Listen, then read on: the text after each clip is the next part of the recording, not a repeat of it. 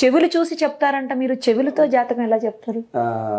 వాస్తవానికి అంటే చేతులు చూసేవాళ్ళు, తర్వాత అంగుష్టం అంటే అది బొటనవేలు విన్నాము. చూసేవాళ్ళు, పామిస్ట్రీ పాద ముద్రికలు చూసేవాళ్ళు, చాలా మంది నాడి జ్యోతిష్యం, జ్యోతిష్య ప్రమాణం అన్ని మనకు వాడుకలో ఉన్నాయి. అవును. నాకు 2003లో మా నాన్నగారు చనిపోయారండి. మా నాన్నగారు చనిపోయారు అంటే మీకు ఎందుకు వచ్చింది ఆలోచన అని చెప్పి, 2003లో మా నాన్నగారు చనిపోయినప్పుడు నాకెంత 28 years అప్పుడు చనిపోయినప్పుడు నాన్నగారు తీసుకెళ్తున్నాము. నాన్నగారిని బ్రహ్మగారు ఎవరైతే చేయించడానికి వచ్చారు ఆ కార్యక్రమం, కొంత దూరం నడిచాక 1 kilometer తర్వాత నాన్నగారి చెవిలో నాన్న నాన్న అని పిలవమన్నారు. ఓకే. ఆయన మార్నింగ్ 9 o'clock చనిపోయాడు, ఈవినింగ్ 5 o'clock జరుగుతుంది ఇది. అది ఆశ్చర్యంగా చూసా. ఇప్పుడు నాన్న అని పిలవడం ఏంటి, చనిపోయారు కానీ నేను పిలవలేకపోయా, లోపల నుంచి బాధ వస్తుంది. అలా 3 సార్లు పిలిపించారు, నాతో 3 breaks ఇచ్చి 3 సార్లు పిలిపించారు. వచ్చేసాను. 3 సార్లు చాలా దుఃఖం వచ్చింది. నాన్నగారిని తలుచుకొని నాన్నని పిలవలేకపోయా. బతుకున్న నాన్నని పిలవడం వేరు, చనిపోయిన నాన్న పిలవడం వేరు కదా. అయితే ఇంటికి వచ్చాను, కూర్చున్నాను. ఆ నెక్స్ట్ డే బాగా ఆలోచించా, ఎందుకు పిలవమన్నారు అంటే ఏమన్నా కొస ప్రాణం ఉంటే కనుక తిరిగి మళ్ళీ జీవించడానికి అవకాశం ఉంది అని. దీని మీద రీసెర్చ్ చేశానండి ఒక 5 సంవత్సరాలు. పుట్టినప్పుడు పేరు పెడుతున్నారు బారసాల. కుడి చెవిలో తండ్రి మొట్టమొదటి పేరు పెట్టగానే, సపోజ్ నా పేరు అనుకుందాం, రవికృష్ణ రవికృష్ణ రవికృష్ణ అని 3 సార్లు పిలిపిస్తారు. చచ్చిపోయిన తర్వాత కొడుకుతో నాన్న నాన్న నాన్న అని పిలిపిస్తారు. ఏమిటి ఈ చెవుకున్నటువంటి ప్రాధాన్యత? కంటికి ఉంది, నాసికానికి ఉంది, వాక్కుకు ఉంది, చేతులకి కాళ్ళకి అన్నిటికి ఉన్నాయి. చెవులు మాత్రం వింటాయి అంతే. ఏంటి అని ఆలోచిస్తే కేవలం మానవుడి యొక్క శరీరంలో ఉన్నటువంటి ఏకైక ఆర్గాన్ ఏదైతే ఉందో, మూతపడని ఆర్గాన్ చెవండి. కళ్ళు ముయ్యొచ్చు, ముక్కు ముయ్యొచ్చు చేత్తో, నోరు ముయ్యొచ్చు, అన్నిటినీ బంధించవచ్చు. చెవుని మీరు ఎంత మూసినా చిన్న శబ్దమైనా వినిపిస్తుంది. కరెక్ట్. మనం దాన్ని మొత్తం క్లోజ్ చేయలేం. అంటే శబ్దాన్ని గ్రహించకుండా ఆపలేని ఏకైక పదార్థం ఏదైనా ఉందంటే చెవండి. ఏమిటి దీనికి ఇంత విశేషం అని చెప్పి చూస్తే ఒక్కొక్క మనిషికి ప్రమాణం వేరే ఉంది చెవుది. ఒకటి పెద్దగా ఉంటుంది, ఒకటి చిన్నగా ఉంటుంది. తంతి విభాగం అయితే, తంతి అంటారు దీన్ని యాక్చువల్గా. ఈ తంతి షేప్ ఎడమ చెవి కుడి చెవి డిఫరెంట్ గా. కరెక్ట్, అది మీరు చెప్పింది. అలాగే ఈ లోపల ఇంకొక విభాగం ఉంటుంది, ఈ విభాగం కూడా డిఫరెంట్ గా ఉంటుంది. ఆ లోపల ఈ యొక్క రంధ్రం ఏదైతే ఉందో, రంధ్రానికి పైనటువంటి ఈ యొక్క భాగం ఏదైతే ఉందో, ఇది కూడా డిఫరెంట్ గా ఉంది. ఇట్లా చాలా రీసెర్చ్ చేశాను. ఇలా ఉన్నవాళ్ళు ఎలా ఉన్నారు, ఇలా ఉన్నవాళ్ళు ఎలా ఉన్నారు, వీళ్ళ జీవితంలో ఎన్ని మార్పులు జరిగాయి, వీళ్ళు ఉద్యోగం ఎలాంటి చేస్తున్నారు, ఎలాంటి విద్య నేర్చుకున్నారు. ఒక 5 సంవత్సరాల తర్వాత ఎవరికైతే date of birth, time, place లేదో మరి వాళ్ళకి ఎట్లా పాపం కదా. అవును సార్, నేను చెప్పలేను అంటాను లేదు.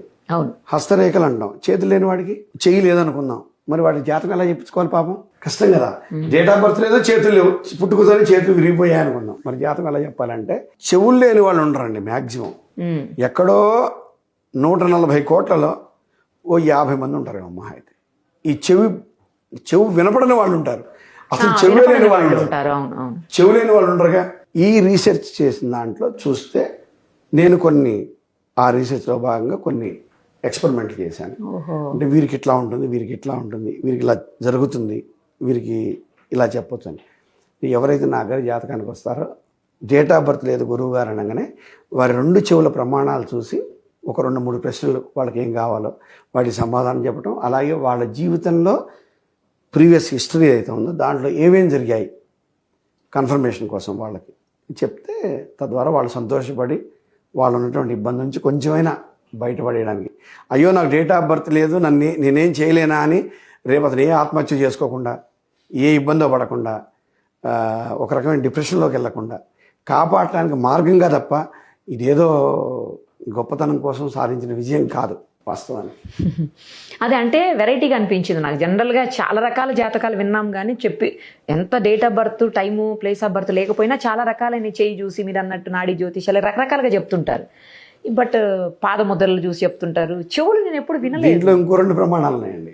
అభిమన్యుడని మనకు మహాభారతంలో, అభిమన్యుడు సుభద్రాదేవి గర్భంలో ఉన్నప్పుడు ఏదైతే అర్జునుని యొక్క ఈ యొక్క పద్మవ్యూహ చరిత్ర ఏదైతే ఉందో సుభద్రకి చెప్తున్నప్పుడు ఆయన విన్నాడు.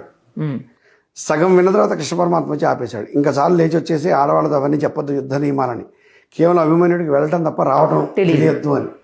రెండోటి, ఊయల్లో ఉన్నటువంటి ప్రహ్లాదునికి రోజుల పిల్లవాడు, ఇంకా చెవులు పనిచేయట్లే అప్పటికి, రోజుల పిల్లవాడికి నారద మహర్షి ఉపదేశించినటువంటి నారాయణ మంత్రం చెవులోనే. అక్కడ కూడా ఇట్లా కొన్ని ప్రమాణాలు అంటే పురాణాలు చదివా కాబట్టి ఇది ఏదో విశేషం ఉంది చెవుకి లేకుండా ఎందుకు అంటే మీరు చిన్నపిల్లలు చూడండి 2-3 నెలల వరకు 4 నెలల వరకు కూడా వాళ్ళకి ఏం ఊహ తెలియదు. అవును, మీరు పిలిచినా వినపడుతుంది తప్ప మీరు గుర్తుపట్టలేరు అవును. మనల్ని. అదే మీరు చిటుక వేయండి ఎడం పక్క చూస్తారు. ఇలా అంటే ఒక చిన్న గిజ్జికాయ అంటారు, దాన్ని మీరు ఊయల కడితే కూడా దాని వైపు చూస్తూ ఉంటారు. అంటే ఏమీ తెలియని శిశువుకి, పసిబాలునికి, ఒకరోజు పిల్లవాడికి కూడా చెవులు స్పందిస్తాయి. చనిపోయాక కూడా నామమాత్రంగా ఎక్కడైనా అవకాశం ఉంటే చెవు పనిచేసి బతుకుతాడు మనిషి. అందుకే 3 సార్లు పిలవాలి అని చెప్పి మనం వేదం శాస్త్ర ప్రమాణంగా చెప్పారు. అంటే ఈ చెవుకి ఏదో విశేషం ఉందని చెప్పి దాని మీద రీసెర్చ్ చేసిన కారణం. మరి పర్ఫెక్షన్ ఉంటుందా గురుగారు? 100% యాక్యురేట్. ఎవరికైతే డేట్ ఆఫ్ బర్త్ లేదో వాళ్ళకి మాత్రమే. Okay, okay. అంటే దాని గురించి ఒక ½ అన్ అవర్ స్టడీ చేస్తే ఆ ప్రమాణం అవన్నీ చూసి సేమ్ క్యాల్కులేషన్ అంతా అది కూడా అంతే.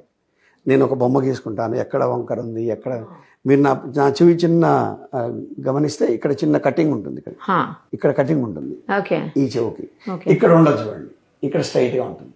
అట్లా ప్రతి చెవికి కూడా, ప్రతి వ్యక్తి చెవికి నిజం అది ఒకటి పెద్దది ఒకటి చిన్నది ప్రమాణం ఏదో ఒకటి డిఫరెంట్ గా బట్టి వాళ్ళ యొక్క భవిష్యత్తును మనం చెప్పొచ్చు. ఉద్యోగం ప్రాబ్లం ఉంటే ఉద్యోగం వస్తుందా లేదా, ఎప్పుడు వస్తుంది, అలాగే పెళ్ళిళ్ళు, సంతానం అన్నీ చెప్పచ్చు. ఖచ్చితంగా యాక్యురేట్గా చెప్పచ్చు, డేట్ టైంతో సహా చెప్పచ్చు. ఫలానా డిసెంబర్ 15వ తారీఖు మీరు జాబ్లో ఉంటారని కూడా అంత ఖచ్చితంగా. సూపర్ గురువు గారు, థ్యాంక్ యూ సో మచ్.